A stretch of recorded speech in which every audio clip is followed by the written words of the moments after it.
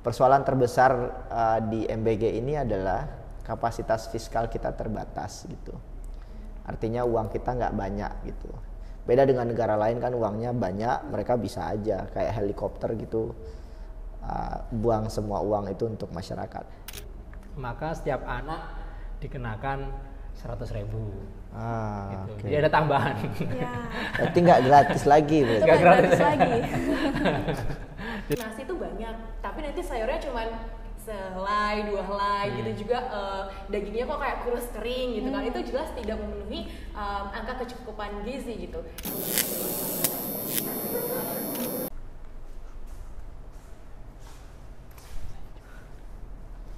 Halo teman-teman, silakan duduk. Ini makan apa ini? Iya, jadi kita lagi mau makan-makan. Ini tuh makan bergizi gratis yang lebih bergizi dibandingkan program sebelah. Jadi di sini ada telur, teman-teman bisa lihat ada telur, ada tongkol, kaya dengan protein. Kemudian di sini ada sayur, ada sayur juga.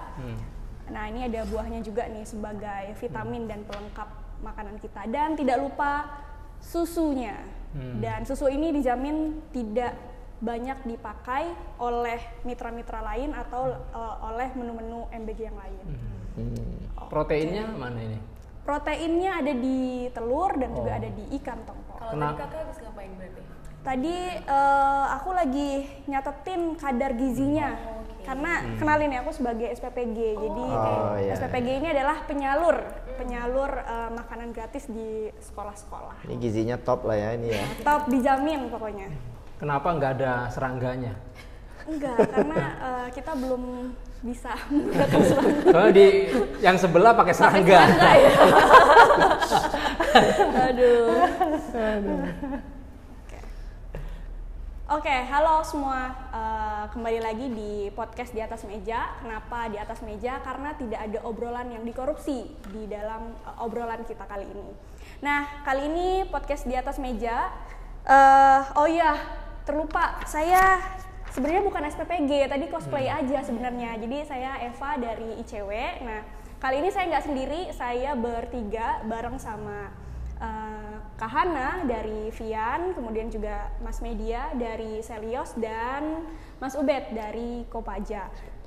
Nah, kali ini kita mau membahas tentang program yang gratis nih, program gratis yang dimana koordinator pelaksananya itu juga sebagai lembaga pemerintah yang disebut Lembaga Sultan. Nah, kenapa Lembaga Sultan? Karena dengan adanya Badan Gizi Nasional ini, beberapa anggaran kan akhirnya dipangkas nih, bahkan pendidikan, kesehatan itu tidak jadi prioritas nih untuk mengimplementasikan MBG ini. Nah, apa saja sih implementasi MBG dan lain sebagainya, kita kulik di podcast Di Atas Meja. Nah, aku mau lanjut ke Mas Media terlebih dahulu ya. Sebagai lembaga yang juga mengkritisi soal implementasi MBG ini. Nah, Mas Media mungkin bisa diceritakan sedikit catatan kritis dan juga kajian dari teman-teman Selios terkait bagaimana implementasi dan efektivitas dari program MBG ini. Ya, terima kasih banyak Mbak Eva. Dulu namanya MSG, makan siang gratis ya. Sekarang makan bergizi gratis. Dan hebatnya memang program ini bisa berubah plannya. Bahkan setiap minggu, setiap bulan berubah plannya. Jadi sekarang makan bergizi gratis. Dulu awalnya APBN, kemudian APBN agak repot, duitnya nggak begitu banyak, sedangkan kebutuhannya besar. Kemudian macam-macam tuh ide-idenya para politisi ya, termasuk juga pengambil kebijakan. Ada yang dari zakat, infak bahkan. Dan juga sekarang Pemda juga diminta kontribusi. Nah, baru 1-2 minggu terakhir kita mendengar efisiensi anggaran. Jadi estimasi kasar dari pemerintah itu kan 400 triliun per tahun untuk semua anak. Dan untuk mengcover itu kita butuh uang tambahan, sehingga harus dilakukan efisiensi anggaran. Bicara soal programnya, sebetulnya free lunch ini kan nggak hanya di Indonesia ya. Dan saya sepakat bahwa masalah nutrisi masih menjadi persoalan besar di negeri ini. Dan studi kami menunjukkan itu. Hampir 50% masyarakat Indonesia itu masih memiliki masalah dalam memenuhi kebutuhan gizi. Apakah MBG bisa jadi solusi? Bisa jadi. Tapi apakah itu satu-satunya? Belum tentu, gitu ya. Itu kenapa banyak pakar kesehatan bilang bahwa sebetulnya kalau bicara malnutrisi yang harus diintervensi itu kan adalah ibu hamil dan balita atau anak-anak yang memang masih di usia bawah gitu ya. Dan ini di Indonesia kan enggak. Jadi semua anak gitu ya, SD, SMP, SMA yang rasionalisasi dari segi kesehatannya juga debatable gitu ya. Dan bahkan banyak pakar kesehatan juga yang mengkritik. Di UK sendiri, di Inggris, yang menerima free lunch itu hanya sampai year 2, kelas 2 SD gitu ya. Jadi untuk tidak semua anak gitu.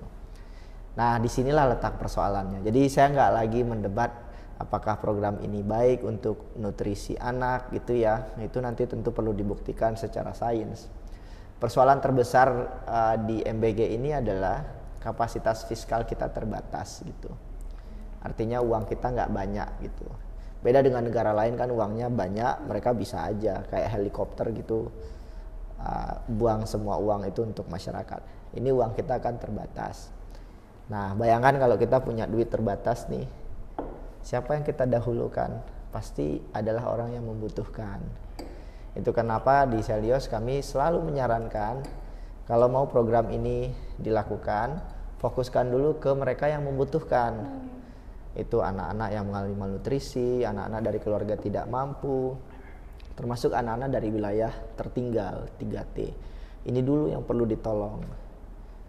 Jadi di sini sebetulnya letak keadilannya gitu ya. Nah, menariknya kalau ini yang kita fokuskan, ternyata anggarannya nggak sebesar yang dibayangkan pemerintah gitu. Jadi anggaran yang kami hitung kalau tepat sasaran itu hanya 117 triliun setahun gitu ya kalau tepat sasaran. Jadi sisanya bahkan bisa digunakan untuk penguatan pendidikan, perbaikan sekolah, perbaikan kesejahteraan guru dan lain-lain. Jadi nggak harus semua anak atau bahkan sembrono jadinya ya. Karena 400T itu buat apa? Kan pertanyaannya gitu kan. Dan dari banyak berita-berita di media massa itu bisa ditelusuri. Nah, ini mulai banyak yang aneh-aneh gitu ya. Ada celah di mana nanti pengelolaannya karena akan dikelola BGN ya, BGN yang secara sentralistik nanti akan menjadi komando bahkan relatif tanpa melibatkan sekolah sebetulnya. Bahkan tanpa melibatkan komunitas gitu. Jadi nanti akan ada dapur-dapur, sudah ada dapur-dapurnya. Dan itu sebagian ada yang dikelola oleh Kodim dan sebagian nanti katanya mau dikelola oleh swasta. Nah, disinilah saya kira masyarakat sipil harus mengawasi. Bayangkan ratusan triliun, kalau metode penyalurannya nggak benar, akan ada free rider, orang yang memanfaatkan kesempatan di balik ini. Dan beberapa laporan jurnalistik sudah mengungkap itu. Dapur ini milik siapa, terafiliasi dengan siapa, termasuk juga potensi buang-buang anggaran, inefisiensi gitu ya. Karena bisa jadi yang diterima masyarakat nggak 10.000, bisa jadi hanya mungkin 6.200 mungkin. Nah, sisanya kemudian menguap begitu saja. Jadi dari segi tujuan program Pak Prabowo heroik gitu ya. Tapi kan itu nggak bisa semata-mata dijadikan ukuran. Yang perlu dilihat hari ini adalah dampaknya terhadap masyarakat, apakah tepat sasaran atau tidak. Nah, ini yang dikritik oleh banyak orang termasuk juga para guru gitu ya. Kenapa kok uji cobanya di sekolah-sekolah besar, di kota-kota besar ya Mas, dan penikmat MBG ini di kota-kota besar sebagian juga keluarga dari menengah atas gitu. Yang orang tuanya mungkin mampu membelikan anaknya makanan mungkin seharga 30.000. Jadi akhirnya itu ada kejadian anak-anak gak dimakan di sekolah, akhirnya pulang bawa ke pembantunya. Apakah salah memberikan makan bergizi untuk semua anak di Indonesia? Nggak salah, tetapi kita nggak seistimewa itu ruang fiskalnya. Nah, itu saya kira hari ini yang mungkin harus diawasi ya. Dan satu hal ya, reformasi perubahan kebijakan yang dimulai oleh pemerintahan dengan tata kelola yang buruk, itu bisa jadi masalah besar. Makanya kalau kita mau mengkritik ya sekarang, sebelum uangnya menguap, menyublim, apa bahasanya ya. Jadi sebelum uangnya dalam tanda kutip dirampok ya oleh orang-orang yang sebetulnya tidak menjadi bagian untuk membangun negeri ini. Itu Mbak mungkin. Oke, thank you Mas Media. Nah, kita ada yang terlupa nih, biar lebih nggak kaku nih obrolan kita, mungkin kita bisa sambil makan. Karena saya sudah tidak menjadi SPPG, jadi silahkan makan, silahkan dicicipi. Nggak pakai kotak langsung. Berarti ya, pakai piring ya? Ya, kita pakai piring. Pakai piring. Silahkan Mas. Ini gratis sama bayar ini? Gratis. Oh gratis ya? Ini gratis. Habis ini diwawancara lagi ya, gimana enak apa enggak gitu-gitu ya. Ya. Boleh diambil sendiri aja karena saya sudah bukan SPPG ya, mohon maaf. Jadi silahkan. Iya, silakan. Monggo mas. Saya minum aja dulu. Ya. Itu apa tuh Mbak? Pentol. Ini ada bakso. Oh bakso. Ya. Nggak ada chicken teriyaki ya? Nggak ada. Katanya di MBG itu chicken teriyaki. Oh iya. Tahu anak-anak di kampung saya nggak tahu apa itu chicken teriyaki. Dimakan nggak itu? Chicken teriyaki. Oke deh, ini nggak ada yang mau nyicip nih? Mas cicip lah mas. Iya. Silahkan Mas Ubed. Nanti di tengah jalan. Nanti ya di tengah jalan. Belum panas soalnya. Belum panas. Oke. Ya tadi udah sedikit disinggung ya oleh Mas Media bahwa untuk pengawalan kita penting dari sekarang gitu ya, karena memang kebijakan itu harus dimulai dengan tata kelola yang baik gitu. Sedangkan kita melihat bahwa tata kelola MBG saat ini masih ada kebolongan lah ya, ada kekosongan gitu ya. Misalnya dari dari kebijakan-kebijakan yang menaungi MBG itu sendiri kan juga belum ada ya. Kemudian juga dari BGN sudah ada SK terkait petunjuk teknis, itu pun juga tidak dipublikasikan di baik itu misalnya di kanal-kanal yang mudah diakses gitu ya. Bahkan ICW justru malah menemukannya di kanal Scribe yang berbayar gitu. Nah, itu juga penting tuh jadi catatan gitu. Oke, terima kasih Mas Media. Kita bisa mungkin ke Mas Ubed gitu ya, sebagai bagian dari Kopaja, yang dimana Kopaja ini juga sangat dekat gitu ya dengan orang tua murid, dengan isu-isu pendidikan gitu ya, karena memang pengawalan di pendidikan. Nah, dari Mas Ubed sendiri ada dampak nggak sih dari program MBG ini terhadap kualitas pendidikan dan juga kesejahteraan siswa itu sendiri? Dampaknya banyak ya. Dampak negatif tapi sebutin apa Mas dampak negatifnya Mas? Yang jelas yang pertama menambah keruwetan dan kebingungan orang tua ya kan.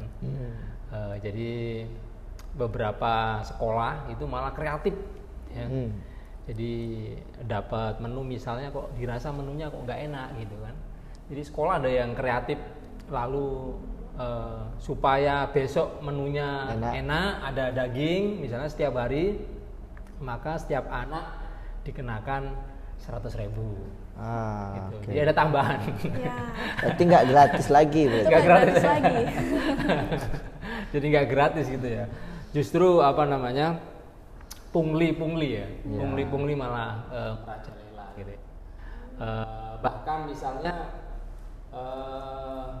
dari ini piringnya juga sekolah juga kreatif gitu. Ini piring yang dikasih ini kok jelek gitu. Jadi supaya kelas kita ini difoto bagus gitu kan, diliput media bagus, jadi piringnya kita perbaiki gitu. Jadi untuk dapat piring yang bagus, yang layak, yang eye catching ya patungan lagi. Patungan lagi untuk dapat tempat makanan yang bagus gitu ya. Karena banyak masyarakat, orang tua yang komplain gitu. Jadi misalnya ada juga yang pakai satu kali buang gitu, satu kali pakai kayak plastik gitu. Nah, ada yang styrofoam segala macam gitu. Bagi orang tua yang sadar bahaya mikroplastik dan seterusnya, itu mereka nggak mau kan anaknya pakai wadah makanan dari plastik dan seterusnya gitu. Jadi membingungkan orang tua ya, apalagi tadi kata Mas Media juga ternyata ini kan nggak menyasar anak-anak yang dari keluarga miskin saja, tapi anak-anak yang bisa sekali makan 30.000 sekali duduk ya kan. Sekali duduk mereka biasa makan 50.000 gitu kan, tiba-tiba hanya ada tempe goreng sama telur, bingung nih makannya gimana gitu. Bahkan di banyak daerah kasusnya macam-macam ya, ada yang keracunan, ada yang cuman telur satu sama pisang ya kan, dan seterusnya. Jadi membingungkan orang tua, termasuk orang tua di Jakarta gitu ya, karena ini kan gaungnya sudah nasional ini. Tetapi di Jakarta Selatan belum merata, Jakarta Utara belum merata, di Jakarta Pusat belum merata. Apalagi kita tahu anak-anak ini sekolah di mana kan macam-macam. Meskipun di Jakarta misalnya ada yang sekolah di sekolah negeri misalnya. Ada yang sekolah di sekolah swasta misalnya. Sekolah negeri di Jakarta itu kan minim sekali. SMA aja itu cuma 35%. Ya. Artinya 65% itu ke swasta. Lah swasta belum ada yang makan bergizi nih, belum mulai. Kemudian SMP juga sama, cuman 47% di Jakarta itu. Artinya mayoritas anak-anak di Jakarta ini sekolah di sekolah swasta gitu ya.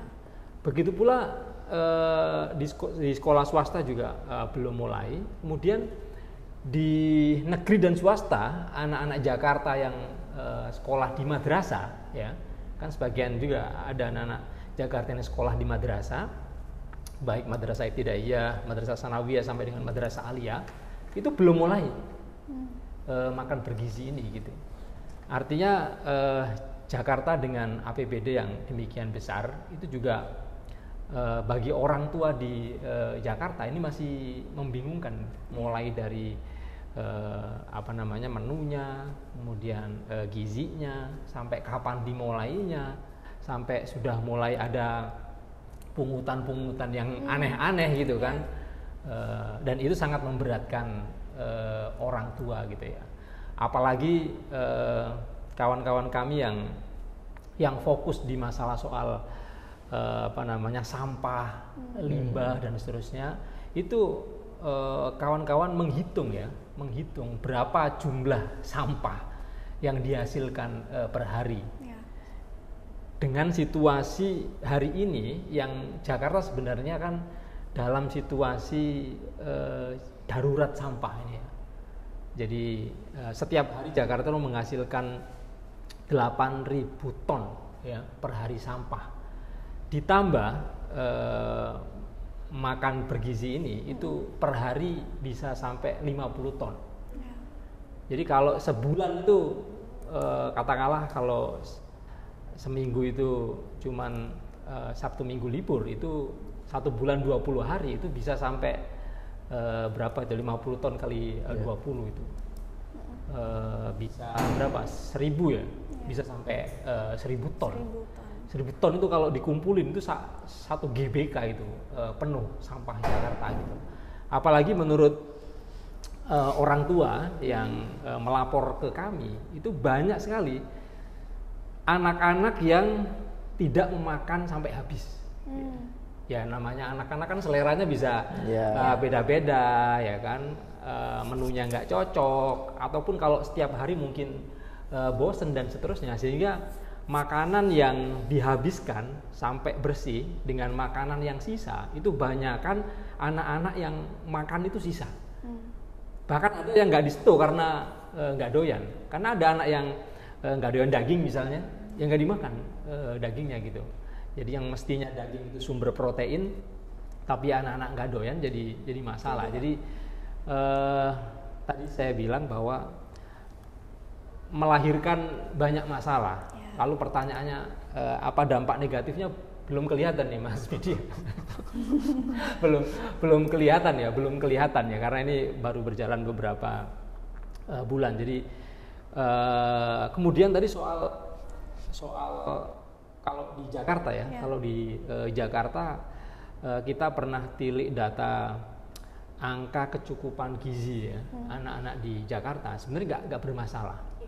Anak-anak di Jakarta itu angka kecukupan gizinya, misalnya anak-anak SD di Jakarta angka kecukupan gizinya itu gak ada masalah.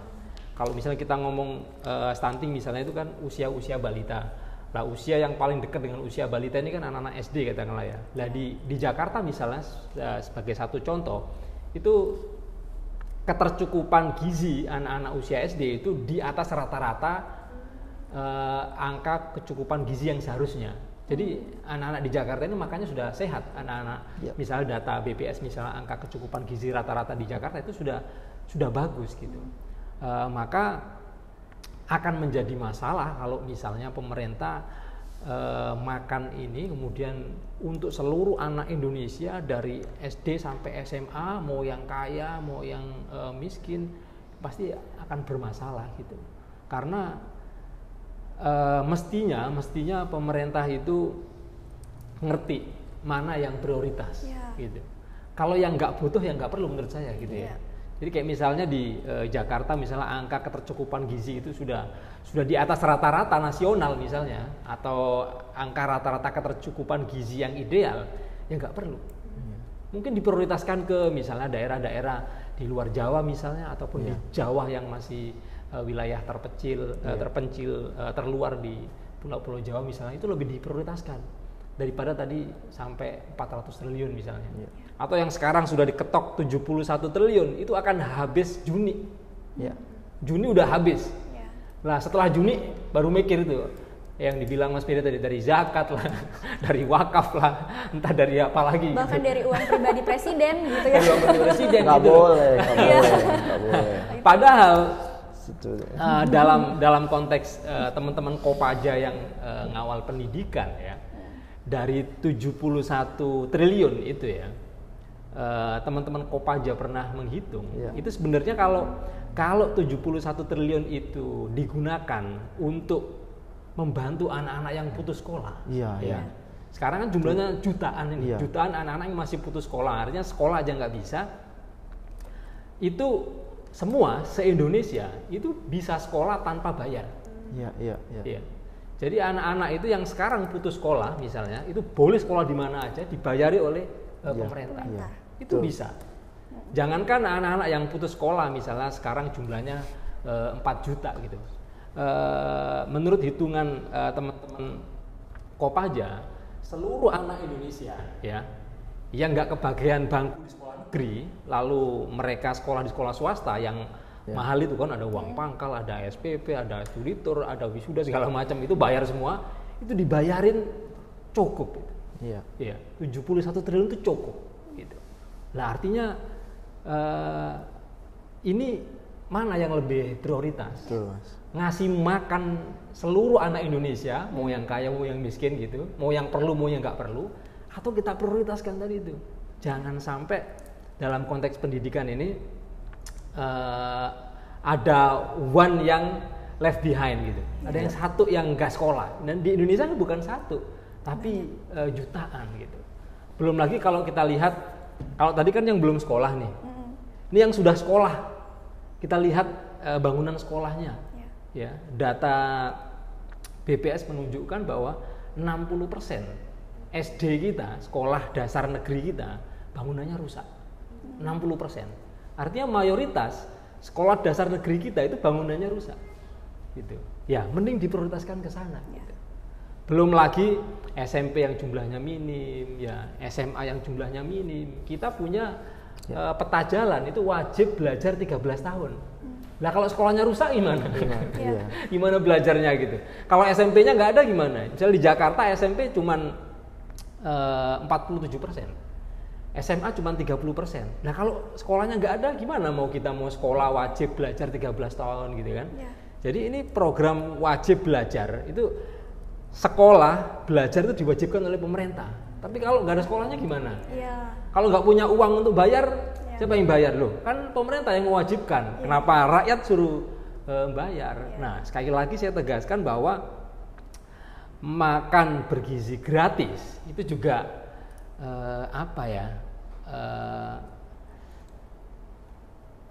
bungkus yang salah gitu. Seakan-akan pemerintah baik hati lalu kasih makan gratis. Padahal kan itu duitnya rakyat gitu. Duitnya rakyat lalu dipakai oleh masyarakat untuk makan. Jadi itu bukan kebaikan hati pemerintah ngasih makan rakyatnya, tapi itu hak anak-anak yang kekurangan gizi misalnya untuk disupport oleh pemerintah gitu. Jadi terminologi gratis ini sangat-sangat tidak berpihak kepada masyarakat. Seakan-akan ini adalah panggung kemurahan hati pemerintah gitu kan. Anda belum makan, saya kasih makan gitu. Padahal amanah Undang-Undang Dasar 45 itu menjadi tanggung jawab pemerintah. Ada masyarakat yang kekurangan gizi misalnya harus dipenuhi. Ada masyarakat yang tidak sejahtera harus disejahterakan. Ada masyarakat yang belum bisa bersekolah kemudian dibantu oleh pemerintah disekolahkan. Itu hak masyarakat. Jadi bukan kebaikan hati pemerintah, tapi itu adalah kewajiban konstitusional yang wajib ya, hukumnya wajib ini, bukan sunnah ini.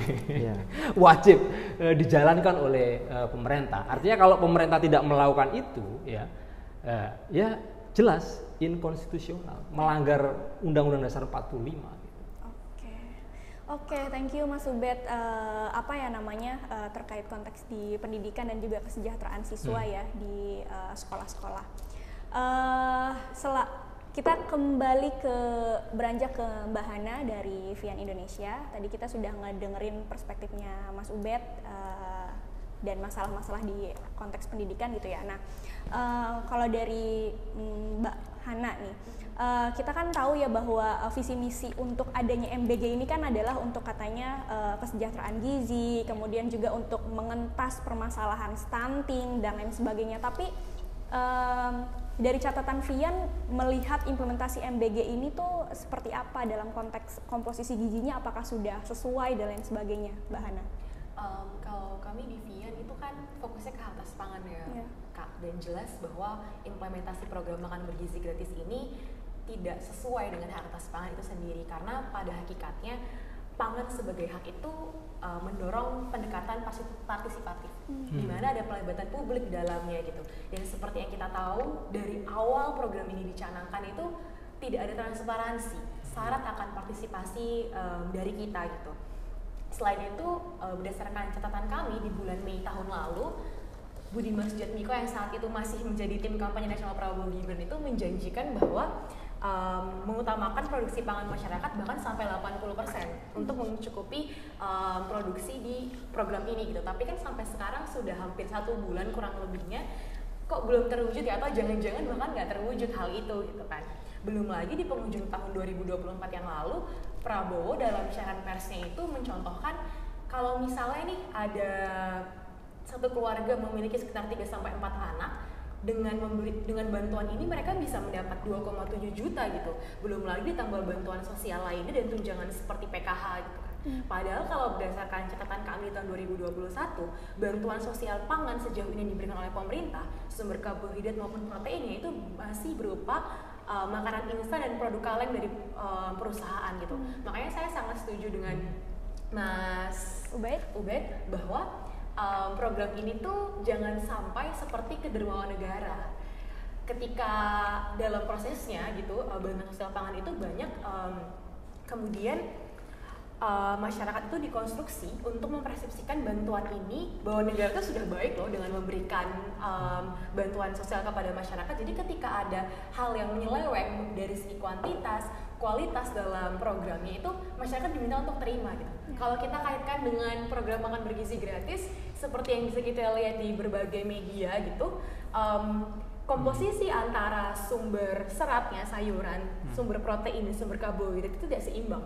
Nasi itu banyak, tapi nanti sayurnya cuma sehelai, 2 helai gitu juga, dagingnya kok kayak kurus kering gitu kan. Itu jelas tidak memenuhi angka kecukupan gizi gitu. Dan ketika itu anak-anak diminta untuk mensyukurinya. Tentu ini akan terjadi pola pengulangan yang sama bahwa ya udah bersyukur aja, ini negara sudah baik memberikan bantuan berupa makanan kepada kita semua gitu. Saya juga setuju dengan Mas Ubed bahwa ya ini sudah diatur oleh undang-undang dan kewajiban negara untuk memenuhi pangannya itu ya sudah wajib. Itu negara sebagai pemegang duty barrier ya, itu wajib memberikan dan mewujudkan hak atas pangan dan gizi masyarakat gitu.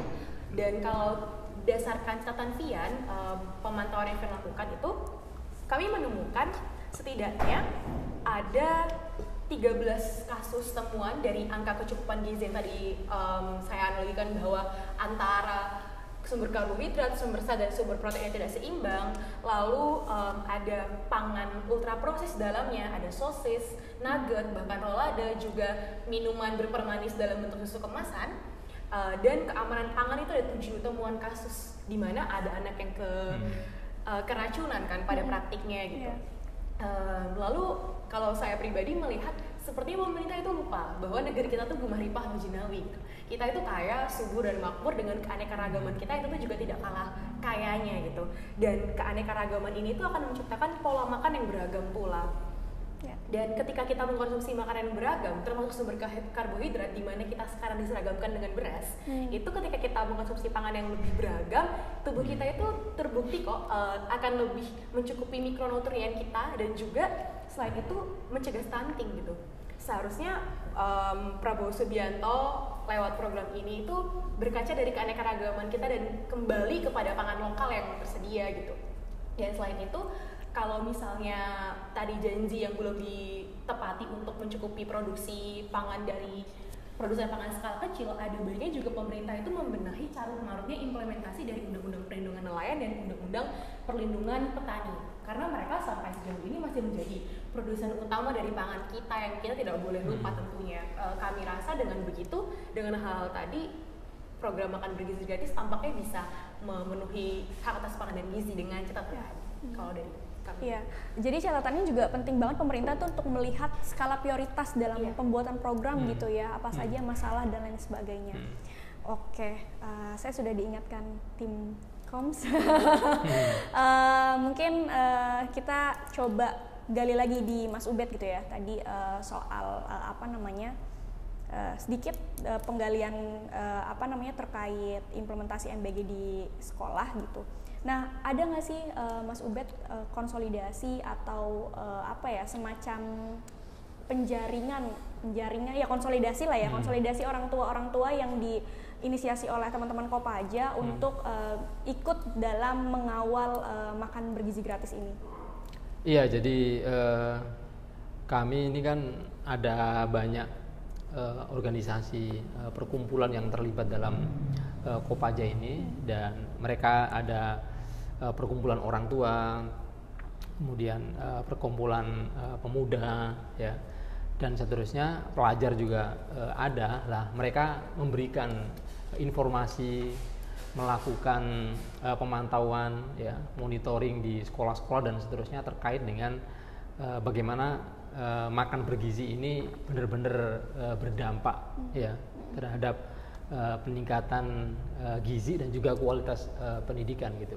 Karena itu di Jakarta sebenarnya kita nggak hanya fokus di makan bergizi gitu. Karena kita tahu anggaran di Jakarta ini cukup besar, maka kita memastikan bahwa yang pertama jangan sampai ada anak yang putus sekolah di Jakarta gitu ya. Sembari ya yang sudah sekolah ini mereka dapat asupan gizi yang baik melalui makan bergizi ini gitu. Sehingga bulan Juni misalnya, bulan Mei penerimaan murid baru kita desak supaya pemerintah di Jakarta ini yang memang sekolah negerinya sangat kecil daya tampungnya, maka kita dorong supaya pemerintah di DKI Jakarta ini melibatkan sekolah swasta untuk penerimaan murid baru. Jadi di Jakarta kita dorong semua anak Jakarta mau sekolah di negeri ataupun sekolah swasta itu dibayari oleh APBD DKI itu. Jadi nggak ada diskriminasi kalau sekolah negeri di Jakarta free, bebas biaya, lalu di swasta bayar mahal, enggak. Itu namanya diskriminasi. Karena itu kita punya hitung-hitungan di Jakarta itu juga cukup dengan tambahan dana 4 triliun ya. Itu semua anak di Jakarta itu mau sekolah di negeri mau di swasta bisa dibiayai oleh APBD DKI Jakarta. Itu hanya 4 triliun. Kemudian yang kedua, karena MBG ini program nasional dan di Jakarta juga akan diberlakukan 100% dengan memanfaatkan dana APBD di Jakarta, maka concern kami tadi jangan sampai mengotak-ngatik yang 4 triliun tadi itu yang untuk menyelesaikan akses tadi itu. Jadi 4 triliun ini harus digunakan tidak untuk MBG tapi untuk peningkatan akses. Jangan sampai ada anak tidak sekolah di Jakarta. Kemudian selanjutnya ya tadi perbaikan mekanisme, apalagi tadi hak atas pangan itu harus inklusif, harus partisipatif dan seterusnya gitu ya. Nah, sementara kejadian yang sudah terjadi di Jakarta selama masa percobaan ini, beberapa sekolah yang sudah rutin ada MBG ini, kantinnya mati. Ya. Kemudian orang-orang yang jualan di sekitar sekolah di Jakarta, itu kan ada yang jual makanan dan seterusnya. Anak-anak nggak ada yang makan di situ. Yang mereka gulung tikar, gulung tikar gitu. Sehingga kami mempertanyakan waktu kampanye itu kan, bahwa MBG ini menghidupkan usaha mikro katanya kan, usaha mikro dan seterusnya. Tapi nyatanya di lapangan yang kami pantau di Jakarta dan Jabotabek itu pengusaha-pengusaha mikro itu gulung tikar, ya. Jadi yang mereka biasa menjual makan untuk anak-anak itu nggak ada yang beli gitu, karena mereka sudah dapat MBG ini gitu. Nah, ini juga sedang kita engage dengan pemerintah DKI Jakarta bagaimana mekanisme supaya MBG ini lebih inklusif, lebih partisipatif gitu kan, bagaimana cara pengelolaannya sehingga jangan hanya dimanfaatkan tadi ternyata ada konflik kepentingan gitu kan, PT-PT tertentu yang menikmati gitu kan, dan itu pengusaha-pengusaha besar gitu, sehingga dari sisi ketahanan pangan lokal tadi juga tidak berdampak gitu kan. Kemudian mengembangkan atau menguatkan bisnis mikro di sekitar sekolah juga tidak berdampak, dan itu yang kita sayangkan. Sehingga kita ingin jangan sampai gara-gara MBG lupa dengan prioritas gitu kan. Karena itu kita bersama masyarakat sipil yang lain, bersama teman-teman koalisi memastikan bahwa yang penting dan prioritas itu harus didahulukan. Yang pertama soal akses itu, yang kemudian yang kedua MBG ini harus yang pertama harus tepat sasaran, yang kedua harus berdampak secara gizi dan kualitas gitu. Oke, terima kasih Mas Ubed. Ya, tadi udah banyak catatan ya dari Mas Media, Mas Ubed, kemudian juga Mbak Hana, bahkan tadi udah ada sedikit contoh gitu ya bagaimana implementasi di Jakarta seperti apa. Nah, sejak awal dikampanyekan dan juga diuji coba, kemudian sekarang diimplementasikan, banyak catatan-catatan ya untuk program MBG ini, dan bahkan juga masih ada banyak kekosongan kebijakan gitu ya di dalamnya. Oh ya, satu lagi. Ya, boleh. Saya kelewat ini. Jadi gimana? Karena ini penting, karena tadi saya ingat hak pangan itu harus partisipatif gitu kan. Ya. Sehingga soal MBG ini pemerintah ya, baik pusat maupun daerah harus membuka ruang suara-suara dari masyarakat, dari orang tua gitu.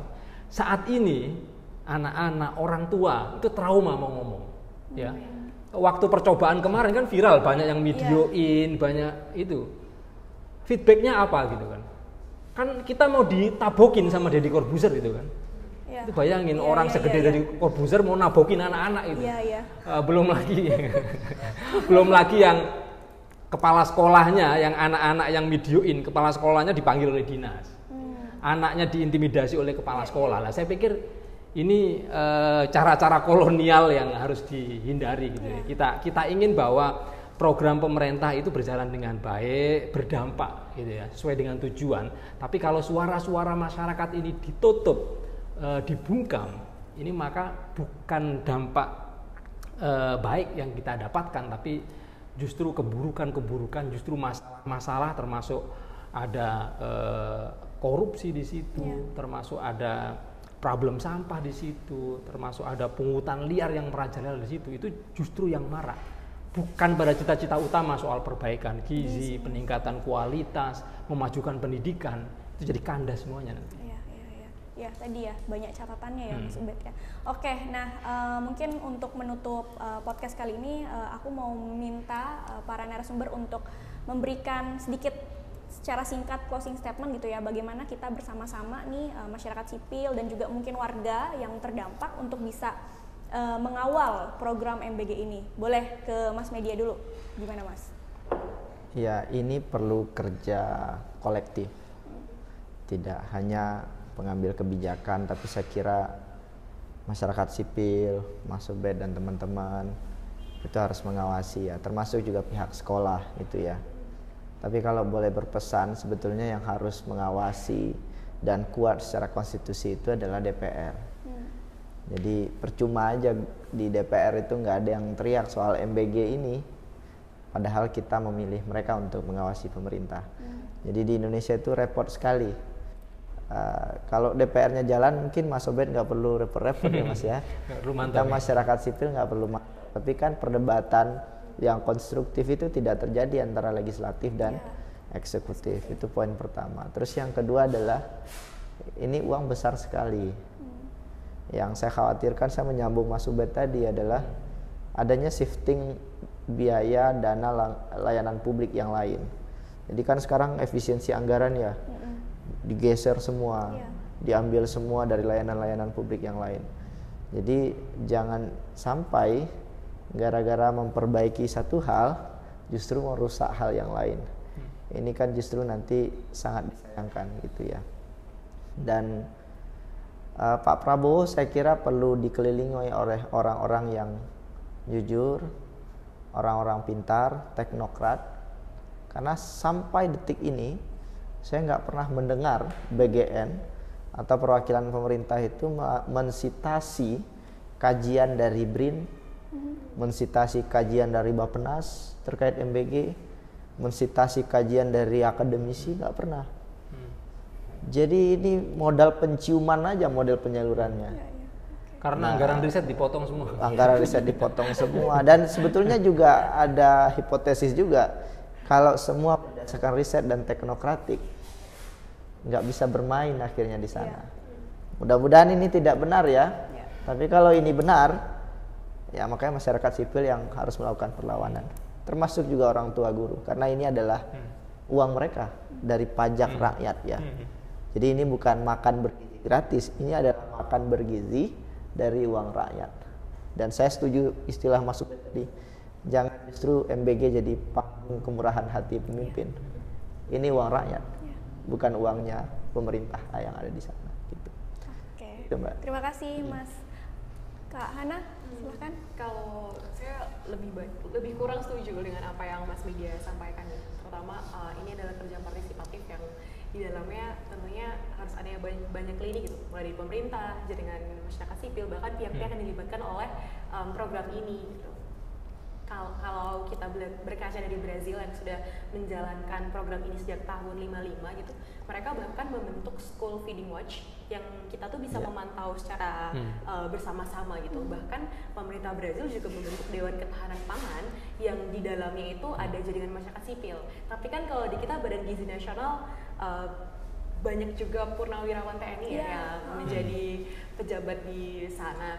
Selain itu kalau kami di VIAN masih sedikit rancu dengan keputusan pemerintah untuk membentuk Badan Gizi Nasional, padahal kita punya Badan Pangan Nasional gitu.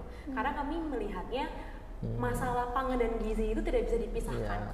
Itu harus menjadi satu kesinambungan dan jadi satu gitu. Karena kalau dipisahkan ya akan rancu juga implementasinya nanti gitu. Karena kalau yang kita lihat kan Badan Gizi Nasional sampai sekarang masih mengurusi program ini saja ya, belum ada yang lain gitu. Jadi harapannya sih persoalan pangan dan gizi itu tidak dipisahkan tapi digabungkan, dan kita juga bersama-sama memantau ini dari semua lini itu sih. Kerja-kerja partisipatif ya Pak ya. Mas Ubed, gimana Mas Ubed? Ya, kalau misalnya program ini dijalankan hanya semata-mata ingin menunaikan janji kampanye gitu ya, ya saya khawatir ini program makan bergizi ini berubah menjadi MBG ini bukan makan bergizi tapi berubah jadi mimpi buruk gratis gitu.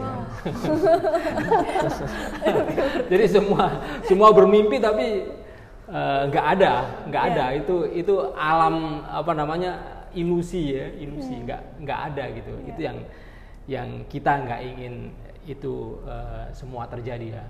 Karena kalau kita lihat sekarang misalnya dalam tata kelola makan bergizi ini, saya melihat tidak ada ruang masyarakat sipil di situ, ya. Termasuk misalnya di Brazil ada feeding school watch misalnya, itu ruang masyarakat sipil untuk terlibat bagaimana program ini bisa lebih bagus, bisa lebih mendapat perhatian banyak orang, sehingga hal-hal yang dampak-dampak negatif itu bisa tidak terjadi gitu kan. Lah di tata kelola MBG hari ini itu sama sekali tidak ada ruang masyarakat sipil, baik di badan nasionalnya maupun di level provinsi, kabupaten, kota, itu nggak ada ruang masyarakat sipil di situ. Sehingga masyarakat sipil ini bekerja secara sporadis gitulah. Saya ingin ada official space untuk masyarakat sipil untuk terlibat di situ, dalam perencanaannya, pengelolaannya, sampai dengan monitoring dan evaluasi sebagai bagian dari perbaikan sistem ini supaya bisa berjalan dengan baik lah. Nah, dengan begitu maka benar-benar makan bergizi gitu, bukan mimpi buruk gratis gitu ya. Nah, terus satu lagi yang terpenting ya, karena tadi menyinggung soal efisiensi ya. Sekarang ini kan anggaran kementerian dipotong semua nih, ya, termasuk anggaran riset. Jadi kalau yang kita tahu ya, kemarin diumumkan oleh pemerintah, ini kan termasuk dana-dana pendidikan di Kemendikbud dipotong, dana-dana pendidikan di Kementerian Agama dipotong, dana-dana pendidikan di Kementerian Ristek Dikti Saintek ya, Dikti Saintek juga dipotong. Ini kan 3 kementerian besar yang ngelola dana pendidikan ya. Saya ingatkan bahwa kalau dana pendidikan itu kalau nggak sampai 20% seperti amanah pasal 31 Undang-Undang Dasar 45, itu pemerintah sebenarnya inkonstitusional. Jadi pasal 31 itu bunyinya ya minimal 20% dari APBN. Nah, kalau Kementerian Pendidikan Tinggi dan Saintek dipotong, kemudian Kemendikdasmen dipotong, Kementerian Agama dipotong, dan nanti kalau di total nggak nyampe 20%, ini pelanggaran terhadap konstitusi ini, jelas. Nah, karena itu saya ingatkan bahwa hasil anggaran yang dipotong itu yang katanya untuk prioritas, supaya tidak melanggar konstitusi, maka prioritaskan kepada hal-hal yang urusan terkait dengan pendidikan. Contoh misalnya tadi 60% SD yang rusak, gunakan untuk memperbaiki sekolah. Di beberapa daerah SMP, SMA itu sangat minim, gunakan untuk membangun sekolah gitu kan. Guru-guru yang belum sejahtera, guru-guru honorer yang belum diangkat, yang nasibnya nggak jelas, angkat mereka gitu kan. Antrian sertifikasi yang lebih panjang daripada antrian jamaah haji, percepat untuk itu gitu. Jadi jangan sampai 20% dari APBN dan 20% dari APBD itu nggak terpenuhi. Itu jelas melanggar konstitusi. Oke, terima kasih Mas Ubed, dan terima kasih Mas Media, Kak Hana yang sudah bersedia untuk hadir dan sharing-sharing di podcast kali ini ngebahas tentang MBG. Jadi teman-teman yang nonton, kita penting banget untuk ikut mengawal program MBG ini, bagaimana penyalurannya, bagaimana juga tadi ya prioritas yang bisa disampaikan atau bisa disalurkan kepada siswa-siswa atau sekolah-sekolah, bahkan ibu hamil gitu ya. Kayak gitu. Terima kasih banyak sekali lagi para narasumber. Sampai ketemu lagi di podcast. Aduh, saya diingetin makan ya. Makannya mungkin nanti di belakang layar gitu ya. Kita nanti makan bareng di belakang layar. Sampai ketemu lagi di podcast di atas meja selanjutnya. Sampai jumpa teman-teman. Bye.